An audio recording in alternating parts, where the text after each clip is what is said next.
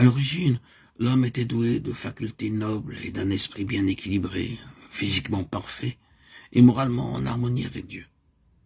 Ses pensées étaient pures, ses aspirations saintes, mais ses facultés ont été perverties par la désobéissance et l'égoïsme a pris dans son cœur la place de l'amour. Sa nature morale a été tellement altérée par la transgression qu'il lui est devenu impossible, par sa propre force, de résister à la puissance du mal. Il est devenu captif de Satan et serait à jamais resté en son pouvoir.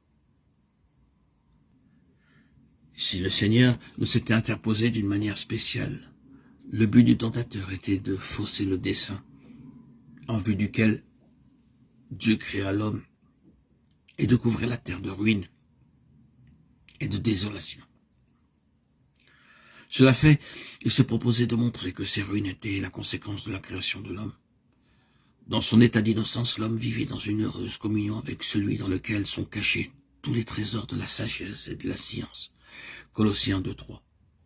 Mais après son péché, ne trouvant plus son plaisir dans la sainteté, il voulait se cacher loin de la présence de Dieu. Telle est encore la condition du cœur irrégénéré. Il ne bat pas à l'unisson avec le cœur de Dieu et il ne trouve par conséquent aucune jouissance dans sa communion. Le pécheur ne connaîtrait pas le bonheur en la présence de Dieu. La société des êtres saints lui serait intolérable.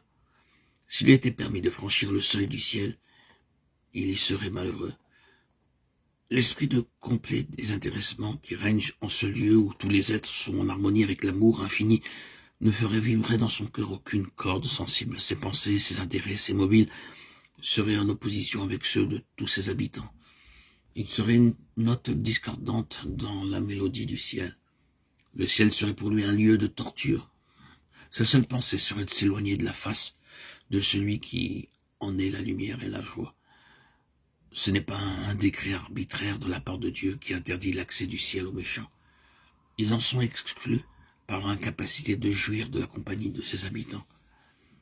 La gloire de Dieu serait pour eux un feu dévorant. Ils accueilleraient avec joie la destruction pour échapper à la présence de celui qui est mort pour les racheter. Il nous est impossible par nous-mêmes de nous arracher à l'abîme de péché dans lequel nous sommes plongés. Nos cœurs sont mauvais et nous sommes incapables de les changer. Comment d'un être souillé sortira-t-il un homme pur? Il n'en peut sortir aucun.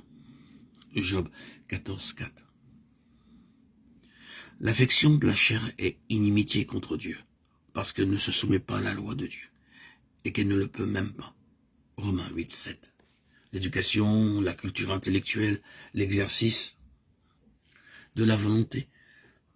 Les efforts humains peuvent produire une certaine correction extérieure de la conduite, mais ils ne sauraient changer le cœur, ni purifier les sources de la vie. Pour amener l'homme de l'état de péché à celui de sainteté, il faut une puissance qui agisse du dedans, une vie nouvelle qui vienne d'en haut. Cette puissance, c'est Jésus. Sa grâce seule peut vivifier les facultés inertes de l'âme humaine et les attirer vers Dieu et la sainteté.